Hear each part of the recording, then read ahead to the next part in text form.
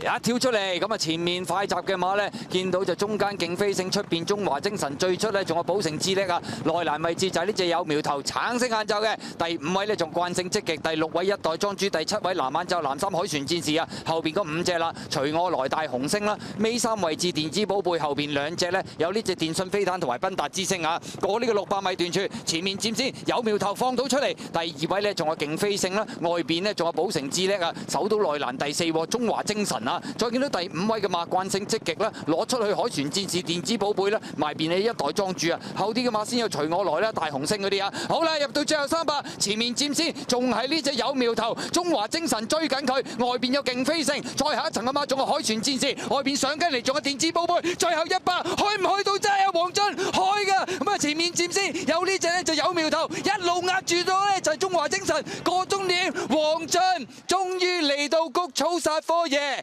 開到齋啦，擺到喺前面走，有苗頭，真係啱啱頂到嘅咋。中華精神追逐嘅成條直路啊，大家都貼欄㗎啦。第3對係岳頭嗰隻呢，就勁飛勝同埋外邊海豚戰士需要影相。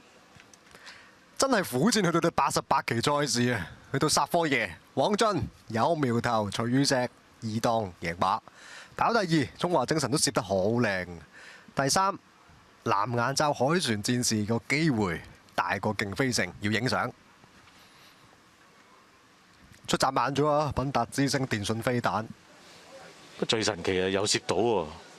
阿田泰安彎位前埋到欄喎， 11檔都攝到咁叻嘅，今日叻仔。